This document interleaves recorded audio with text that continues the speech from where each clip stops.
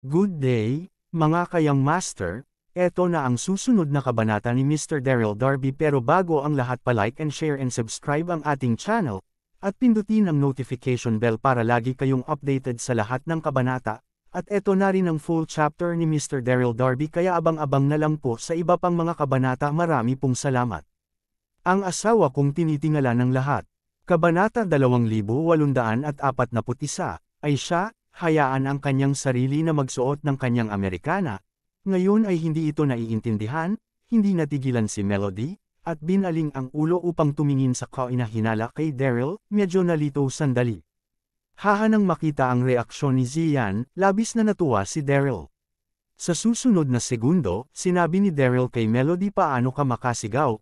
Batang babae, maraming mga diyosa sa mundo, hindi ba lahat sila ay aking mga kababaihan? Tulad ng sinabi niya, ngumiti si Daryl at sumulyap kay Zian. Nagpatuloy ito si Miss Zian, bilang isa sa aking mga kaibigan, hintayin kang tulungan siyang makakuha ng isang hanay ng mga damit. Narinig ito, nagbigay ng isang si Melody, at nagmamadaling inutos ang mga tao sa hotel. Ilang sandali, naihatid na ang mga damit, at si Zian ay nagtungo sa susunod na silid. Melody, sa oras na ito, hindi maiwasang tanungin ni Daryl, sa oras na iyon, ang sekta ay nagkakaproblema. Akala ko mayroon kang isang aksidente. Sa oras na ito, saan ka nagpunta? Nakikita si Daryl na banggit ito, ang mga mata ni Melody biglang kumikislap na sama ng loob. Sa oras na iyon, tumakbo ako palayo sa Green Cloud Sect at hinabol ako ng mga taong walang langit. Hanggang sa unang 2 araw ay lubos ko silang tinapon, at pagkatapos ay dumating ako sa Haeshui Town upang tipunin ang mga tao mula sa Mercenary Alliance. Makitungo sa walang samahan sa araw. Sinabi niya, si Melody ay kumulo, mabangis at sinabi, ang anggulo ng pagbubukas ng Albatron ay nawasak, pinatay ang aking ama. Hindi iniulat ni Melody. Narinig ito, huminga ng malalim si Daryl at parang mabigat. Si Zhangju ay ambisyoso at pumatay sa maraming tao, kaya dapat siya ay matanggal sa lalong madaling panahon. Kaya lang pinangunahan ni Jack ang ilang mga tao na guluhin ang Supreme Convention. Si Zhangju ay nasugatan at nakatakas, at ngayon hindi niya alam kung nasaan siya. Guru, sa sandaling ito, tinitigan ni Melody si Daryl ng malapitan, at sinabi ng taos puso. 2 makalangit na artifact, narinig ko ang mga alingaw mula sa mga ilog at lawa na nilapastangan mo. Si Changer Empress at gumawa ng ingay sa North Mona Palace, narinig ko, alam kung sinasadya ka ni Zhangju. Master, mayroon akong isang buong Mercenary Alliance sa ilalim ng aking kamay. Hanggat sasabihin mo ang isang salita, dadalhin ko ang mga tao sa pangkalahatang dambana ng Wat Ian Organization. Kumusta naman ito? Sinabi ni Melody. Ang delikadong mukha ni Melody ay puno ng pagpipilit. Oo, gusto niyang gumanti ng sobra. Bagaman ang sekta master ng sect ay hindi kanyang biolohikal na ama, inalagaan siya mula pa noong bata siya at may matinding pagmamahal. Ngayon ay pinatay siya ni Zhangju at hindi makatiis ito. Nag-isip-isip si Daryl, at dahan-daang sinabi. Walang silbi para sa iyo na pumunta sa pangkalahatang dambana ng samahan ng Wat Ian ngayon, dahil nawawala si Zhangju. Sa pamamagitan nito sinabi ni Daryl kay Melody tungkol sa sitwasyon sa Suprema ng komperensya ng detalyado. Ano alam ito? Nanginginig ang katawan ni Melody, at natigilan siya. Ang ilang mga tao mula sa tribo ng Raksha ay nagsilong sa Pluto ng maglaon, sinira niya ang kataas-taasang komperensya, hindi lamang inaresto ang mga tao ng samahang Wat Ian, ngunit dinakip ang mga pangunahing sekta ng mainland. Pagkatapos pagkalipas ng ilang segundo, nag-react si Melody at hindi mapigil ang tanungin. Kung gayon, ano ang gagawin natin ngayon? Panoorin natin ang mga pagbabago. Nakahinga ng maluwag si Daryl at marahang sinabi, ngayon ang sitwasyon sa mainland ay lalong nagiging magulo. Ang Pluto ay mas malakas kaysa kay Zhangju, kaya't hindi ka dapat kumilos ng madali. Kung gayon, kung ano ang naisip ni Daryl, agad kang magpadala ng isang tao upang magtanong tungkol sa balita, at sabay oras, tulungan akong hanapin ang pamilya Carter at kay Zhang na kinaroroonan ng mga sungay. Tandaan, huwag magulat ang ahas. Okay. Tumango si Melody. Upang maging matapat, si Melody ay may isang malakas na personalidad at hindi nais na maging napaka-passive, ngunit walang paraan, ang mga salita ni Master ay dapat pakinggan. Di nagtagal, ipinadala ni Melody ang kanyang mga tauhan sa mga ilog at lawa upang magtanong tungkol sa balita. Sa sandaling ito, ang kabilang panig. Pinamunuan ni Natalie ang isang hukbo ng libu-libong riksyosa at sa wakas ay nakarating sa hangganan ng mainland ng North Mona. Sa sandaling ito, tumingin si Natalie sa direksyon ng lungsod ng imperyo, ang kanyang magandang mukha ay napakakalmado, ngunit may isang hawakan ng pagiging komplikado sa kanyang mga mata. Ngayon lang, ang mga tiktik na nagmarcha ay unang nagpadala ng balita na ang kataas-taasang kumperensya ay nawasak ni Jack, at si Daryl ay nawawala din, at mas nag-alala si Natalie sa sitwasyon. Kabanata 2842. Kamahalan. Sa sandaling ito, lumakad si Clarice at marahang sinabi, "Mukhang huli na tayo ng hakbang. Tapos na ang kataas-taasang kumperensya, Jack, ang kinaroroonan ng ang mga taong iyon ay hindi rin sigurado. Mahirap hanapin sila, mas mahusay na maghanap ng lugar, mag-set ng kampo, at magtanong tungkol sa sitwasyon."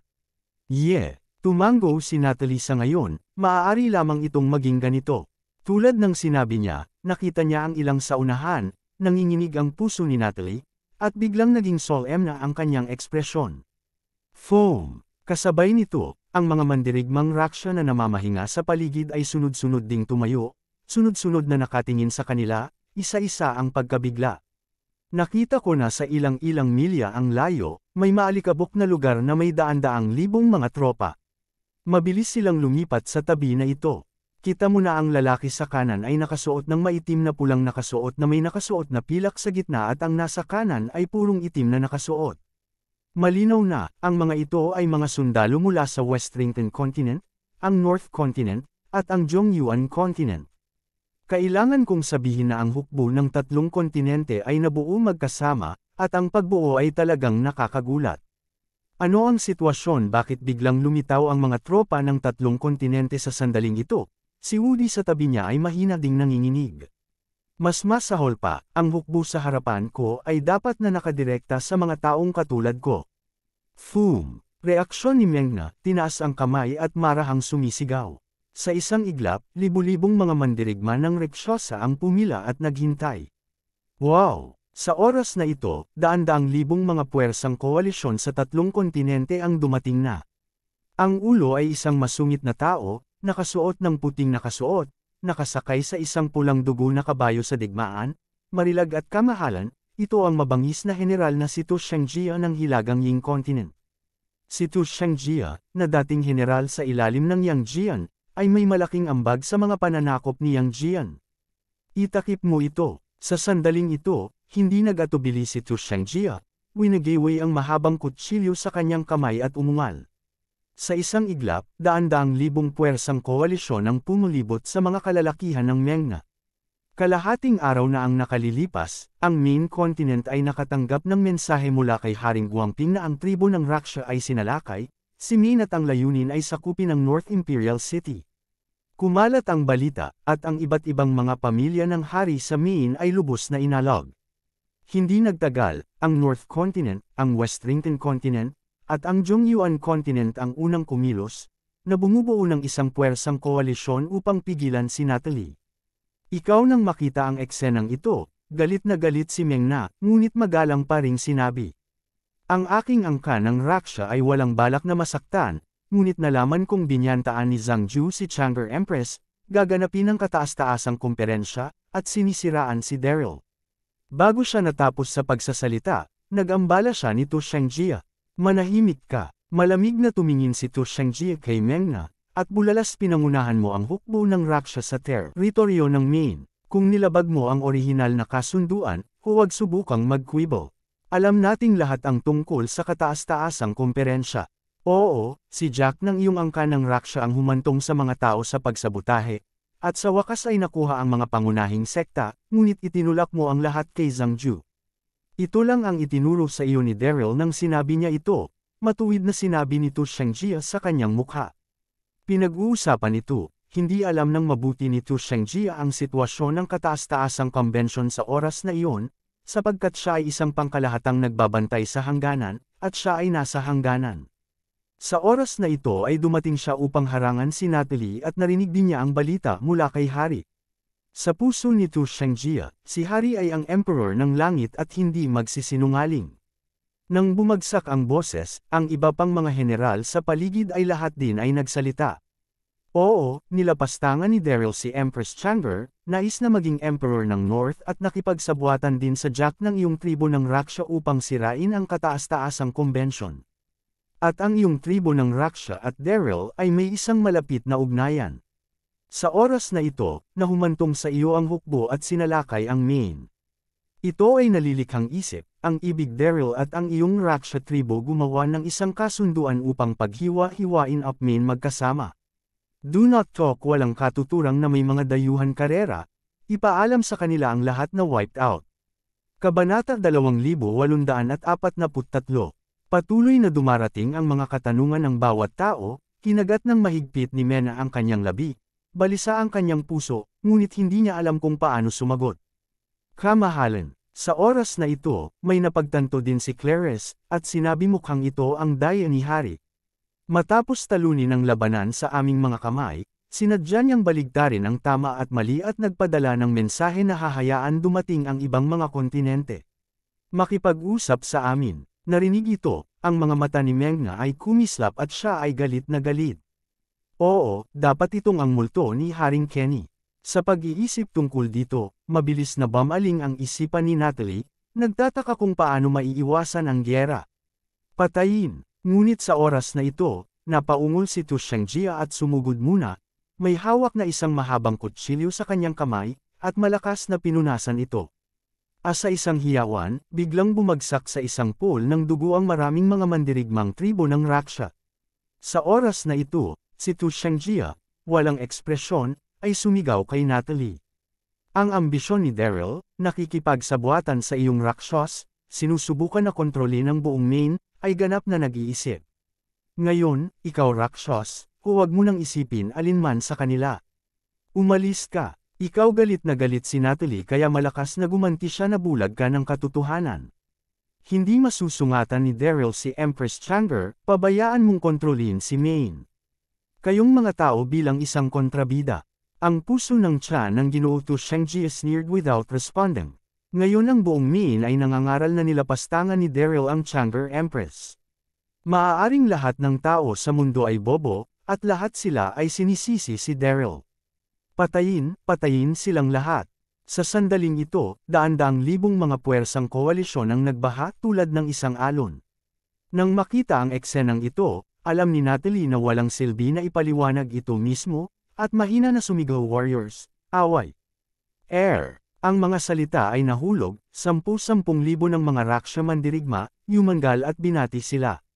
Kahit na ang mga Rakshas ay matapang at mahusay sa pakikipaglaban, mayroon lamang ilang libu-libong mga tao, ngunit ang kalaban ay daan-daang libo, na 10 beses sa bilang ng mga tao. Hindi nagtagal, pagkatapos ng isang malungkot na labanan, maraming mga mandirigma ng Rakshas ay halos hindi mapigilan. Gayunman, wala sa kanila ang kumurot, nagngisi ang kanilang mga ngipin at pilit na lumaban. Sapagkat alam nila sa kanilang mga puso na kung nabigo ang laban na ito, ang tribo ng Raksha ay ganap na matapos dang-dang-dang. Ilang sandali ang mga sundalo ng magkabilang panig ay nasa ilang na ito, na patuloy na nagkaharap. Ang tunog ng pagkakabangga ng sandata at pagngalngal na umalangaw-ngaw sa buong mundo. Sa kabila ng Heishui Town, sa silid ng hotel, nagpahinga si Daryl ng maraming oras at nagmumuni-muni sa kama sa oras na ito. Guru, sa sandaling ito, ang pinto ay natulak, at si Melody ay lumakad ng mabilis, na may tingtay na ekspresyon sa kanyang misla na mukha hindi maganda. Ano ang problema? Mabilis na naupo si Daryl at tinanong ano ang tinanong mo. Ang pamilyang Carter ay nakakulong sa isang bilangguan sa Imperial City ng New World.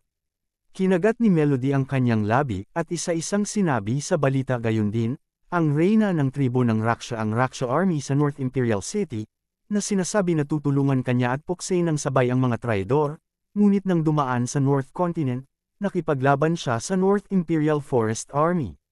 Matapos makipag-usap ng 2 minuto, natapos ni Melody ang balita, at sa wakas ay hindi mapigil ang sabihin, Guro, ano ang dapat nating gawin? Ano sa sandaling ito, nanginginig ang puso ni Daryl, at naramdaman lamang nitong humuhuni ang utak. Si Yvette at ang iba pa ay nahuli ng hari. Gayun din, pinangunahan talaga ni Natalie ang isang malaking hukbo upang pumunta sa North Palace upang tulungan ang sarili. Kabanata 2844, naantig din si Daryl sa kanyang puso. Sa kanyang puso, si Natalie ay may prangkahang personalidad, at kaibigan siya ng kanyang sarili, ngunit siya ay hindi malapit sa buhay at kamatayan. Sa puntong ito, hindi ko ito inisip. Alam na nasa problema ako, sinira ko ang kasunduan 3 taon na ang nakalilipas at dinala siya sa Maine. Ito ay ang ginagawa ni Natalie ay magdudulot ng galit ng publiko sa mainland.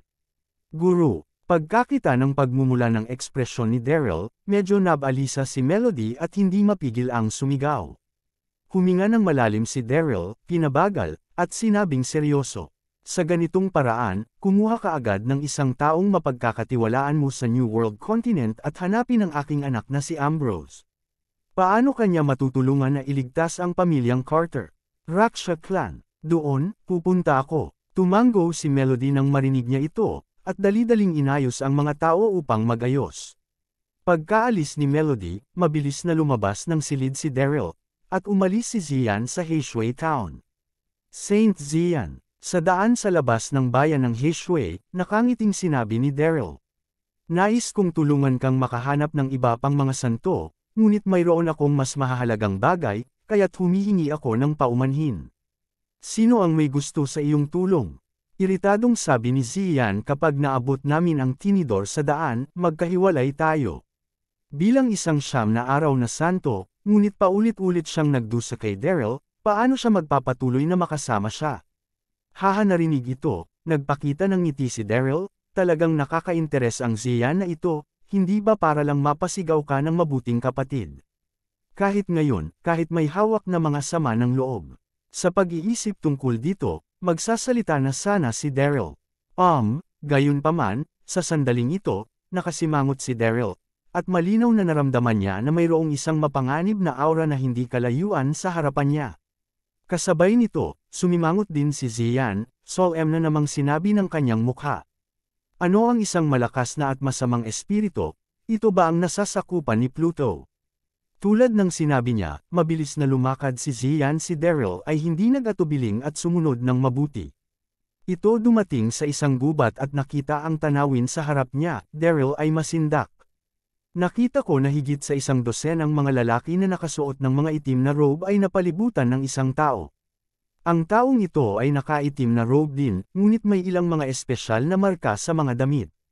Dahil sa madilim na ilaw, hindi makita ni Daryl ang mukha ng taong iyon pansamantala, ngunit hindi niya alam kung bakit, ngunit mayroon siyang isang pamilyar na pakiramdam, mabuti.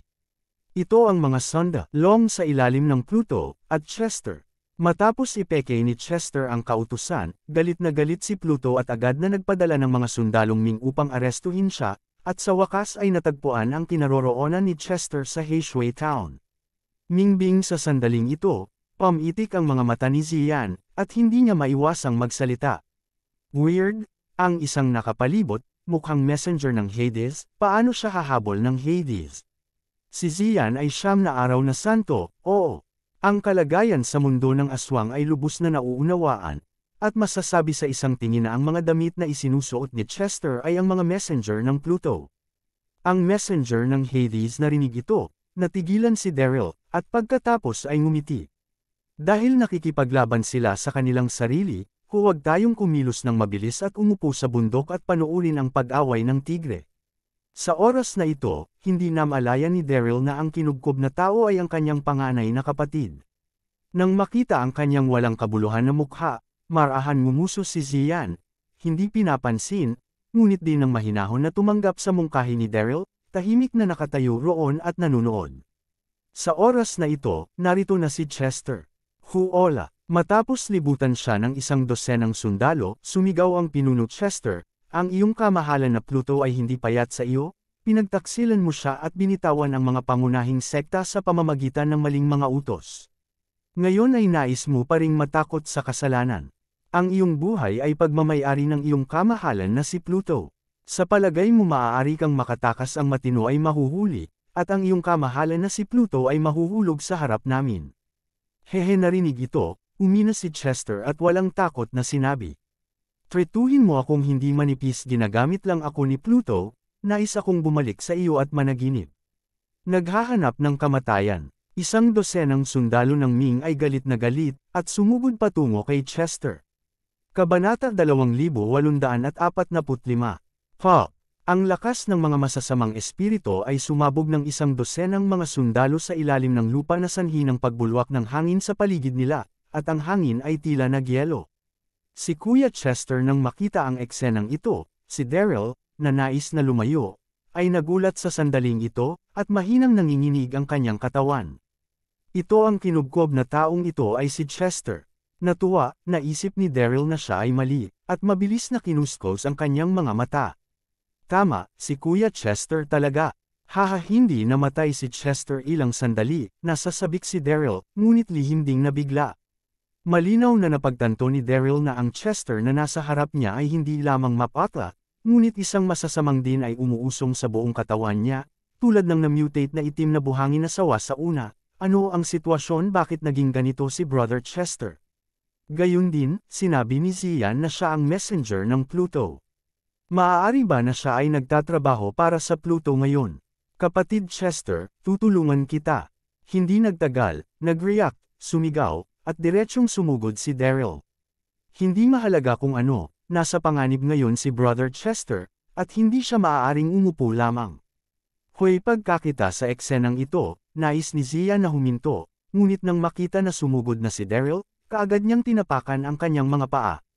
Bagaman ang lakas ni Daryl ay napakalakas, ngunit sa harap ng mga ito, ngunit ang mga nasasakupan ni Pluto, sa madaling salita, ay hindi naman tao, paano siya nakikipaglaban.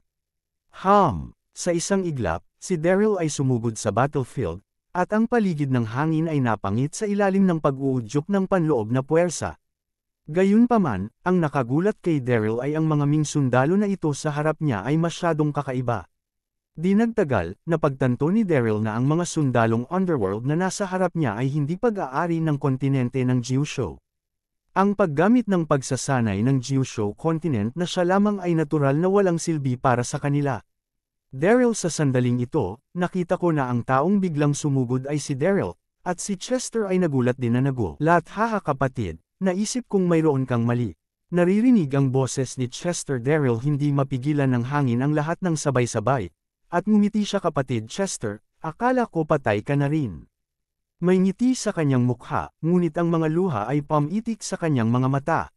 Bagaman sila at Chester ay sumasamba, mas mahusay sila kaysa sa kanyang sariling kapatid. Ngayon na siya ay buhay pa, si Daryl ay halos maiyak sa sobrang saya.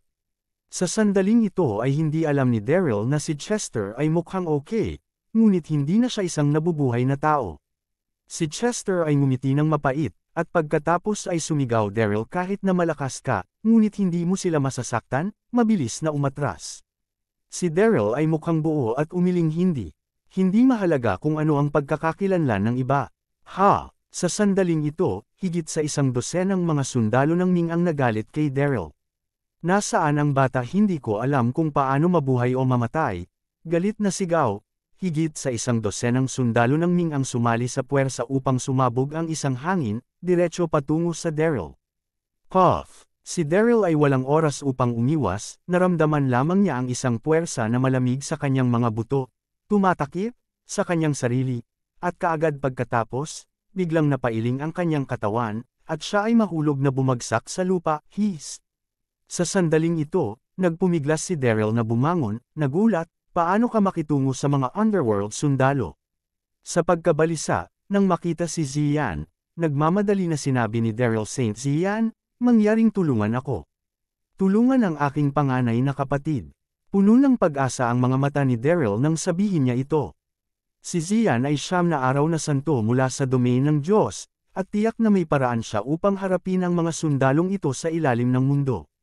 Pagkatapos ng lahat, na-isave niya ang kanyang sarili mula sa mga kamay ni Jack dati.